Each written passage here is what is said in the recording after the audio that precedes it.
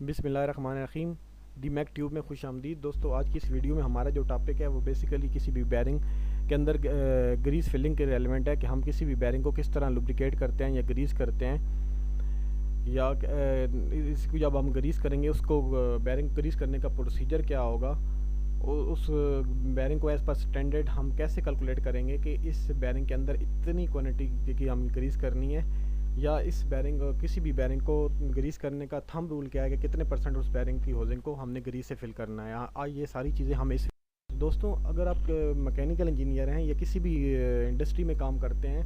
या किसी वर्कशॉप में काम करते हैं जहाँ पे मशीन है, तो वहाँ अगर आपकी वहाँ पे लुब्रिकेशन प्रोसीजर जो होगा वो अगर अच्छा है, एज़ पर मैनुअली आप उसको ग्रीस कर रहे हैं, तो आपकी मशीन की लाइफ या रिलायबिलिटी जो होगी वो बहुत अच्छी होगी। लेकिन अगर आपका ग्रीसिंग या लुब्रिकेशन मेथड जो है वो पुअर है, तो आप कभी भी मशीन को अच्छे रनिंग आर नहीं दे सकते, आप मशीन की लाइफ को कभी भी बेहतर नहीं बना सकते। आपको रोज़ बरोज़ बैरिंग फेलियर्स या इस तरह की वियर एंड टियर का सामना करना पड़ेगा,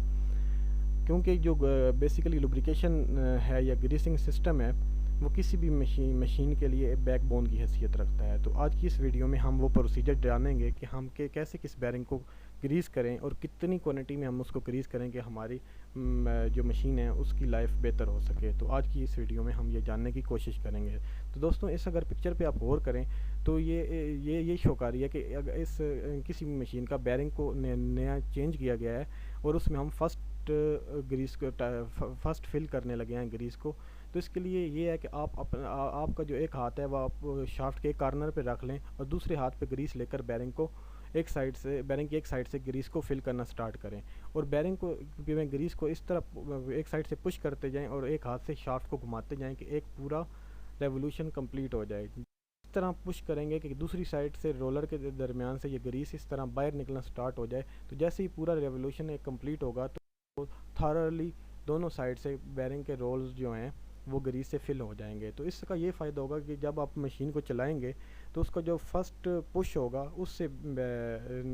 जो बैरिंग होगा वो फ्रिक्शन का काज नहीं बनेगा। इससे ये होगा कि फ्रिक्शन भी रिड्यूस होगी और आपका बैरिंग जो होगा वो हीट अप नहीं होगा, जिसकी वजह से आपकी वीर एंड टियर कम होगी और बैरिंग की लाइफ बेहतर होगी।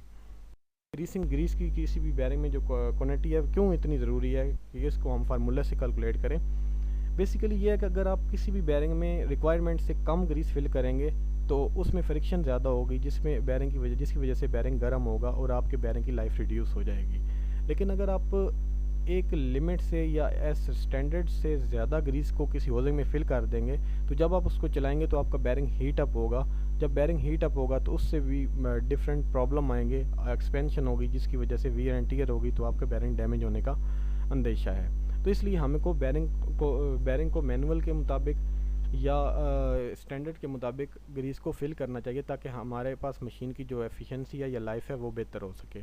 तो अगर आपके पास भी जो लुब्रिकेशन होल है वो किसी भी होजिंग का इस तरह है कि वो बैरिंग के आगे है या बैरिंग के पीछे है, तो आप उसके लिए जो फार्मूला ग्रीस पंप की मदद से जब आप ग्रीस करेंगे तो उस पर आप ये वाला फार्मूला अप्लाई करेंगे, GP = 0.005 dB। GP जो है वो बेसिकली ग्रीस फिलिंग क्वांटिटी का सिंबल है, और D जो है ये वो जो बैरिंग जिसको आप ग्रीस करने जा रहे हैं ये बेसिकली उस बैरिंग का आउटर डाया है, या इसको हम mean dia of the bearing भी कहते हैं। और B जो है वो उस बैरिंग की विड्थ है या थिकनेस है। तो सपोज़ कर लेते हैं दोस्तों, हम जिस बैरिंग को ग्रीस करने जा रहे हैं उसका आउटर डाया जो है वो हमारे पास 120 mm है, और उस बैरिंग की जो विड्थ है वो हमारे पास 40 mm है। तो हम उसकी ये दोनों वैल्यू अगर हम इस फार्मूले में पुट करते हैं, इस वाले फार्मूले में पुट करते हैं, तो कुछ इस तरह की इक्वेशन हमारे पास बनती है, GP = 0.005 × 120 × 40 = तो हमारे पास जो आंसर आता है वो 24 ग्राम आता है। यानी कि अगर आपके पास बैरिंग का आउटर डाया 120 हो और उस बैरिंग की जो थिकनेस है वो आपके पास 40 mm हो, तो आप उसमें 24 ग्राम ग्रीस को फिल करेंगे। तो दोस्तों, आपके माइंड में एक सवाल आ रहा होगा कि हम कैसे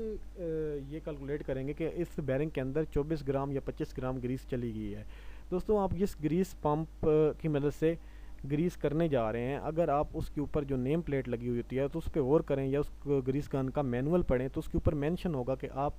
कि ग्रीस गन का जो एक स्ट्रोक है वो कितने ग्राम उसमें से ग्रीस कितने प्रेशर के साथ निकालता है। तो मोस्टली अगर आप जो ग्रीस गन यूज़ कर रहे हैं, अगर वो 10 किलोग्राम की ग्रीस गन है, तो उसमें मोस्टली एक जो स्ट्रोक होता है वो 5 ग्राम ग्रीस निकालता है। अगर आपके पास भी जो ग्रीस गन है वो उसकी कैपेसिटी भी यही है कि वो एक स्ट्रोक में 5 ग्राम ग्रीस निकालता है, तो आपने यहाँ पे 24 ग्राम इस बैरिंग में ग्रीस करनी है, तो आपके 5 स्ट्रोक जो होंगे वो बेसिकली इस बैरिंग को की होजिंग के लिए एनफ होंगे एज़ पर स्टैंडर्ड। इसके अलावा आप फार्मूले के अलावा भी वैसे भी अगर आपके पास उस बैरिंग का मैनुअल है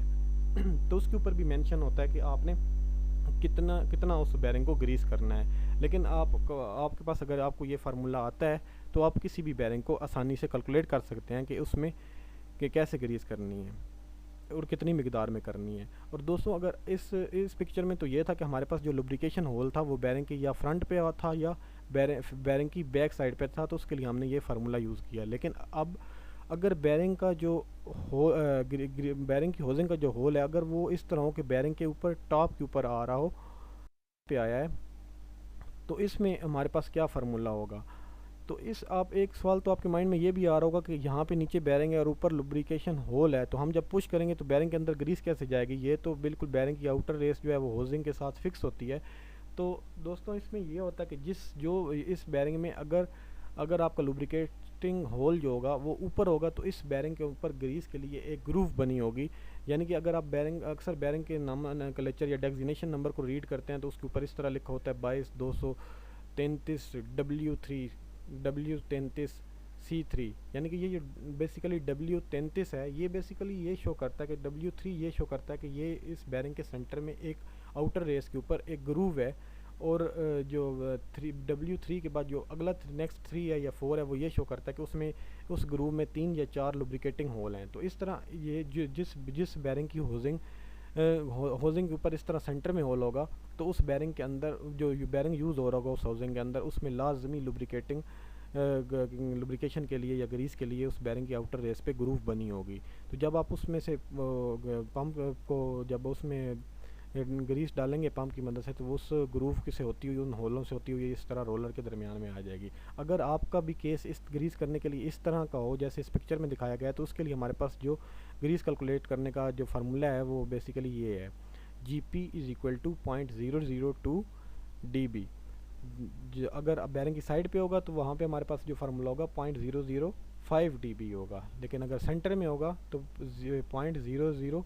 होगा। तो GP आपको मैंने पिछली भी स्लाइड में बताया था कि वो ग्रीस फिलिंग क्वांटिटी को शो करता है। D जो है वो उस बैरिंग के आउटर डाई को शो करता है, और B जो है वो बेसिकली बैरिंग की वेट या थिकनेस को शो करता है। अगर आपके बैरिंग का डाया जो है वो 120 mm है और वेट जो है 40 mm है, जब आप इस फार्मूले में पुट करेंगे तो हमारे पास इस तरह की इक्वेशन आ जाएगी कि GP = 0.002 × 120 × 40। तो हमारे पास यहाँ पे जो आएगा 9.6 ग्राम आएगी। यानी कि हमारे पास सेम बैरिंग था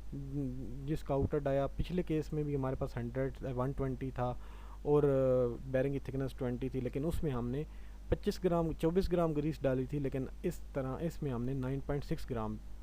जो है ग्रीस डाली है। लेकिन इस केस में हमारे पास ग्रीस कम बनी है। तो इसकी वजह ये है कि हमारा जो बेसिकली बैरिंग को लुब्रिकेशन करने का जो टारगेट होता है वो बेसिकली ये होता है कि वो बैरिंग के रोलर इनर रेस के टॉप और आउटर रेस के इन में जो है वो ग्रीस फिल हो जाए। तो इस केस में अगर आपका बैरिंग का होल लुब्रिकेटिंग होल सेंटर में होगा, तो इस केस में हमारा जो होगा ग्रीस जो होगी वो टारगेट पे लगेगी और टारगेट को फिल हो जाएगी। तो इसलिए इसमें हमें एक्स्ट्रा ग्रीस डालने की ज़रूरत नहीं है, जस्ट 9.6 ग्राम भी इस बैरिंग की लुब्रिकेशन के लिए काफ़ी है। लेकिन अगर साइड पे होगा तो जब तक वो साइड्स पहले हम ग्रीस डालेंगे तो वो साइड्स फिल होंगी, तो फिर जैसे जैसे हम पंप मारेंगे तो वो फिर आहिस्ता आहिस्ता उस बैरिंग के अंदर इंसर्ट होगी, तो तब हमारा जो होगा वो ग्रीस इस तरह होगी। तो दोस्तों एक बात ध्यान में रखिएगा कि जब आप बैरिंग को मैनुअली ग्रीस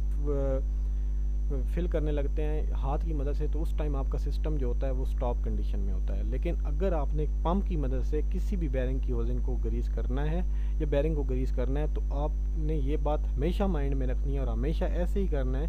कि जब आपकी मशीन रनिंग कंडीशन में होगी तब आपने उसको पंप के ज़रिए ग्रीस करना है, तो तब आपकी प्रॉपर ग्रीस होगी। अगर आप पढ़े लिखे नहीं हैं, आप फिटर हैं, तो पढ़े लिखे नहीं हैं, फिटर हैं, या आपको फार्मूले की समझ नहीं आती, तो हमारे पास एक थंब रूल है कि हम कैसे, एक थंब रूल है कि इस बात को हम जेहन में रखते हुए किसी भी बैरिंग को या बैरिंग की होजिंग को ग्रीस कर सकते हैं। वो ये है, थंब रूल हमें ये कहता है कि आपके पास कोई भी बैरिंग है तो आप उस बैरिंग की होजिंग को 40% या 1/3, जो उस बैरिंग की होजिंग का इनर जो एरिया है उसको 1/3 या 40% उसको फिल कर दें, तो भी आपके लिए ये जो ग्रीस है एज़ पर स्टैंडर्ड होगी।